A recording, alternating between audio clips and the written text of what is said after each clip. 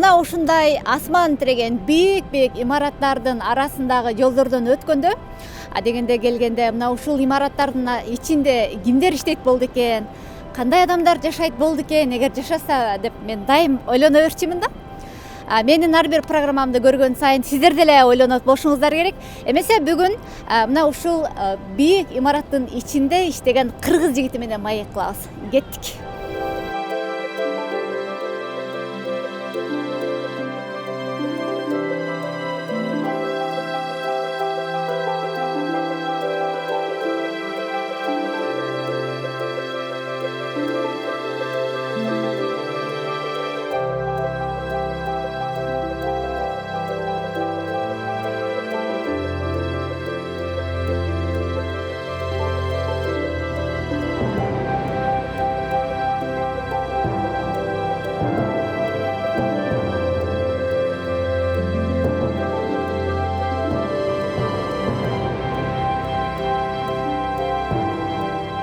Отуз алтынчы этажга чыктык. Бизде болсо азыр Ильяс күтүп алышы керек эле. Мынакей Ильяс. Кош келдиңиз. Саламатсызбы? Кандайсыз? Жакшы, өзүңүз кандайсыз? Жакшы, келдик. Кош келдик. Ушул жерде иштейсиздерби? Ооба. Эшигиңиздер дагы ошентип ачылабы? Азыр биз кечки убакытка сиздин жумушуңуз бүткөн учурга съемканы уюштурган үчүн азыр көпчүлүк көрүнбөйт бул жакта. Келиңиз, сизге офисти көрсөтөйүн. Бул жак биздин офис. Азыр кечки убакыт болгондон көбү үйүнө тарап кеткен. Ушул жакта иштейбиз. Биздин компания тикетинговый система сатат. Ошол. Келиңиз көрсөтүп кетейин. Эч ким калбаптыр.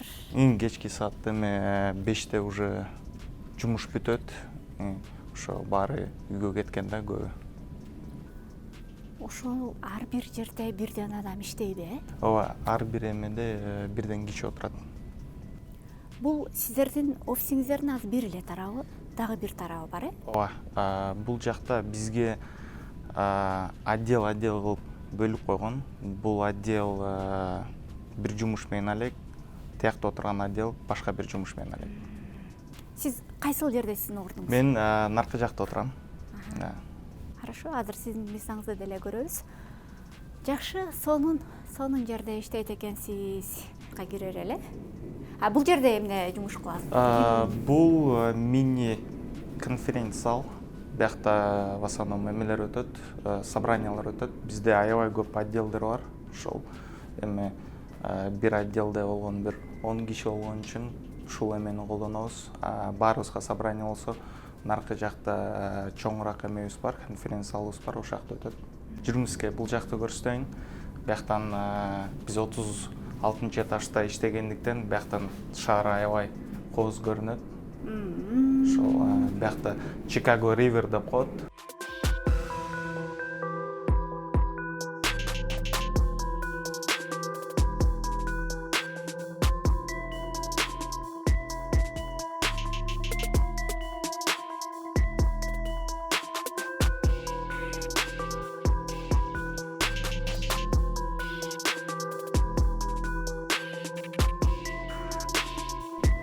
Аябай эс ала турган жерде иштейсиздер го. Тим эле сонун баардык нерсе көрүнүп турат. Бул жакта жаңы курулуштар болуп аттыр. Адамдар болсо тим эле кичинекей. Шаардын ар бир жери кымбат болгондуктан бош жер көрбөйсүз. Бүт бар жакта эле курулуш да. Бул жерде сиз канча болду иштегениңизге? Мен бул жакта 3 жылдан ашып калды. Ошол 2016-жылы жумушка киргем. Ошондо ким болуп иштейсиз? Бул жакта системный инженер болуп иштейм. Биздин компания мониторинговый система сатат. Ошол биздин программаларды клиенттердин инфраструктурасына установка кылып, алардын IT инфраструктурасын мониторинг жасайбыз. Ошондо сиз IT тармагы деп коелу. Бул жерде сиздин аткарган кызматыңыз кандай болот? Ар бир клиенттин өзүнүн дата центри деп коет. Ошол дата центр болот. Ал дата центрде жөнөкөй сөз менен айтканда өзүнүн компьютерлери болот. Анан ошол компьютерлерди биз көзөмөлдөйбүз. Бирдекеси бузулса оңдоп, анан кийин жаңы бир программа установка кылыш керек болсо ошолорду установка кылабыз. Азыр эми ошол кечинде 7 болду. Адамдардын баардыгы, кызматкерлердин баардыгы үйүнө кетишип, анан эч ким жок учурда биз ушинтип съемка кылып атабыз, буюрса. Бул ошол сиз иштеген жак, Бул жак мен иштеген жак. Ошол биздин компания 24 саат телөө көрсөткөн үчүн офисте ар дайым жок дегенде 1-2 киши болот. Түнү менен дагы ооба. Анткени клиенттин бирдекеси бузулуп калса, биз аны 24 саат бат оңдоп беришибиз керек. Сиздин ордуңуз кайсыл? Бул менин иш ордум. Ошол бизге ар бир сотрудникке 2ден монитор, анан кийин 1ден компьютер берилет. Неге 2 монитор? Жумуш көп болгон үчүн бир монитордон иштей албайбыз. Ошо ар дайым 3 монитор жок дегенде керек. Анткени бир монитордон 1-2 окусак, экинчи монитордон жумушту аткарабыз да. Азыр бул жерден примерно көрсөк болобу, сиздин жумушуңуз эмне, кандай кыласыз? Эми мен кыйрат түшүнбөшүм мүмкүн, бирок көрүүчүлөргө кызык болушу мүмкүн. Азыр Бул биздин тикетинговый системабыз. Бул жактан эгер клиенттин бирдекеси бузулса, бул жактан бизге сообщение болуп келет. Анан ошону карап, бул жактан клиенттин инфраструктурасына уланып, ошол болгон проблеманы чечкен аракет кылабыз. бузулгандары бул жазууларды мен бирин дагы түшүнгөн жокмун. Бузулганы каяктан билинет, бул эмне? Бузулганы Ильяс Кочкоров деп гана турат бул жерде. Бузулганы ар бир эмеде жазылып турат, тикеттин ичинде. Бизде ар бир случайга дейли документациябыз бар. Ошол документация боюнча биринчи эмне кылышыбыз керек, анан экинчи эмне кылышыбыз керек, баары жазылган. Ошолорду аткарабыз. Клиент менен байланышыбыз керек болсо, клиент менен байланышып, кандайдыр бир проблема болсо, ошол проблеманы түшүндүрүп иштеп атабыз деп айтабыз. Бул ишканада иштегендер канча айлык майына ала алышат? Ал тажрыйбасына көз каранды. Канча көп тажрыйбасы болсо, ошончо көп айлык алат. Башталгыч айлык майына $60,000 башталат жылына. Менин билишим боюнча бизде эң көп алгандар $130,000–140,000 алышат жылына. Ортоломо айлык $70,000–80,000 болуп эсептелет биздин компанияда. Бул жылына. Бул жылына. Ошонун айына канча аласыздар ошондо? Айына ортоломо айтканда 4,000–4,500. Анткени биякта налогдор дагы аябай жогору. Айлыгыбыздын эң болбодум дегенде 20% налогко кетет. Ошо менен 4,000–4,500 алабыз колго. Биздин компания корпорация болуп эсептелет. Биздин 16 офисибиз бар, 13 мамлекетте. Головной офисибиз Нью-Йоркто. Бул мен иштеген офисте 100гө жакын сотруднигибиз бар. Калган офистер каякта? Калган офистер Канадада офисибиз бар, Европада, Германияда, Голландияда, анан Сингапурда офисибиз бар, Кытайда офисибиз бар. Бардыгы өнүккөн мамлекеттерде офистери бар. Бардык офисте ушул тармакта, IT тармагында иш алып барышабы? Ооба, биздин главный негизги продуктубуз ошол тикетинговый система болуп эсептелет. Ошону сатабыз. Мисалы, эки компания болсо, эмне үчүн силерди тандашы керек?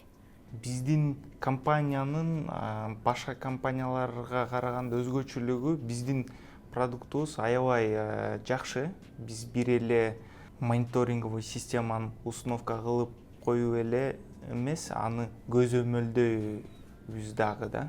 Сиздердин ишке негизи кандай сапат көбүрөөк талап кылынат? Мисалы көбүнчө адамдар менен иштешесиздер, дагы кандай тоскоолдуктар болот? Баягыдай чарчап чыгасыздарбы жумуштан чыкканда? Ар бирибиз бир клиентке жооптуу болгонубуз үчүн клиенттер менен аябай көп сүйлөшөбүз. Анан кээде түшүнбөстүктөр болот. Анан ошого анча мынча стресстер болот. Бирок негизи жумуш оңой эле. Англис тилин сиз бул жака келгенде кийин үйрөндүңүзбү же сиз ал жактан эле англисче сүйлөп келдиңизби? Кандай болду? Кыйналдыңызбы негизи эле тилден? Тилден эч кыйынчылык болгон жок. Лицейде окугандыктан бизде окуу лицейде англис тилинде болчу. Ошого кандай десем, англисче жакшы үйрөтүштүр. Бияка келгенде эч англис тилинен кыйынчылык болгон жок. Кайсыл лицейде окудуңуз? Мен Жалал Абад эркек лицейин бүтүргөм 2008-жылы. Мен келгенден кийин тилден кыйналдым, ачыгын айтканда.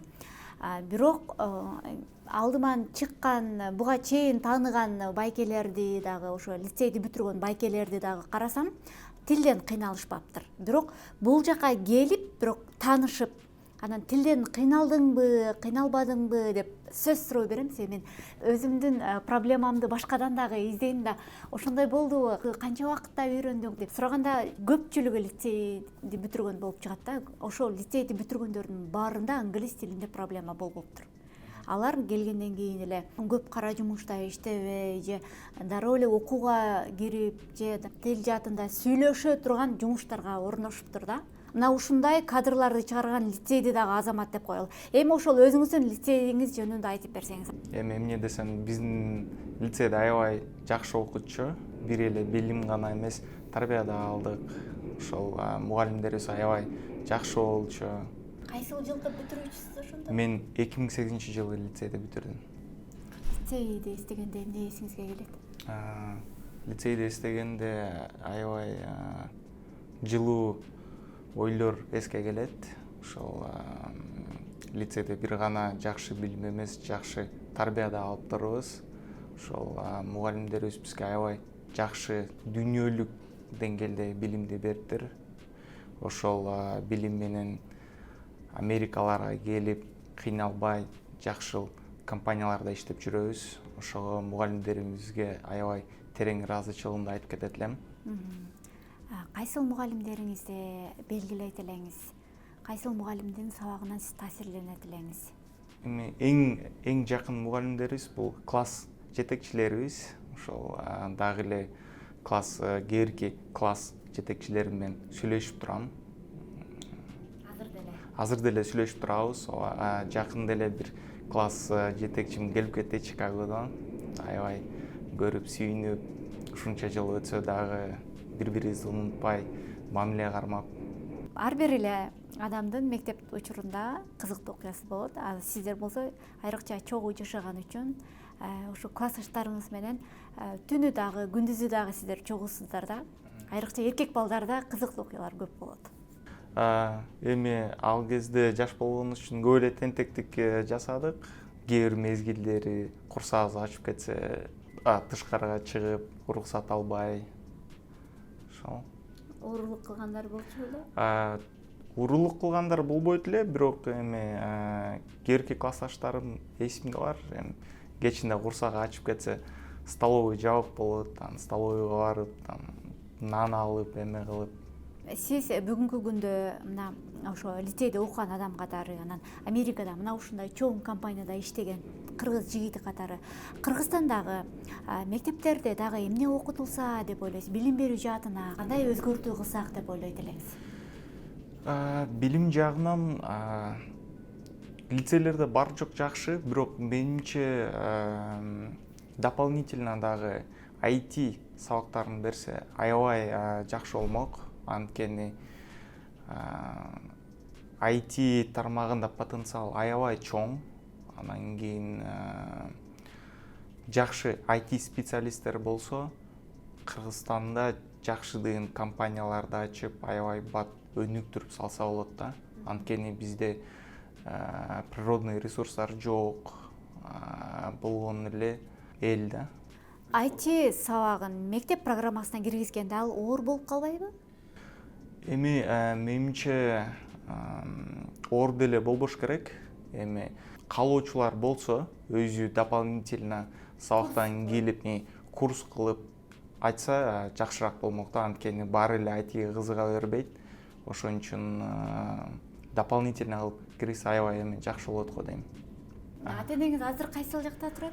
Ата энем азыр Бишкекте турат. Жалгаттан Бишкекке келгенсиздер. Жала 1 жыл мурда ротация болгондуктан Бишкекке которулуп кеткен. Азыр ата энем Бишкекте жашайт. Канча жыл болду ата энеңиз менен көрүшүлөрүңүзгө? Ата энеме көрүшүлөгүмө ушул жылы августта 6 жыл болот. Өзүңүз үй бүлөлүүсүз. Сиздин келинчегиңиз дагы лицейдин кызы, Ооба, өзүм үй бүлөмүн, келинчегим Ош кызы лицейин бүтүргөн. Сиз ошол өзүңүз окуткан окутуучуларыңызга, мектебиңизге, анан ошондой эле ата энеңизге дагы кимге ыраазычылыгыңыз болсо айтсаңыз болот. Биринчи кезекте ата энеме ыраазычылык айтат элем, ошол лицейге берип окуткан үчүн. Экинчи кезекте бардыгы мугалим, тарбиячыларга бизге ошол лицейде жакшы билим, тарбия берген үчүн өзүмдүн ыраазычылыгымды айтып кетет элем. Кыргызстандагы ошол Себат, азыр Сапат деп коелу, ошол лицейдин бүтүрүүчүлөрү азыркы тапта Америкада эң жакшы жумушта иштеген кыргыз жигиттери, кыздар бар. Мына ошолордун дагы ийгилиги тууралуу ушул YouTube канал аркылуу көрүп турсаңыздар болот. Анткени азыр менин каарманым айткандай, кичинекей бир мектеп дүйнөлүк деңгээлдеги билимди бергендиги үчүн канчалаган адамдар азыр ошонун үзүрүн көрүп жаткан учуру. Кийинки көрсөтүүлөргө чейин сак саламатта туруңуздар, амандыкта көрүшөлү.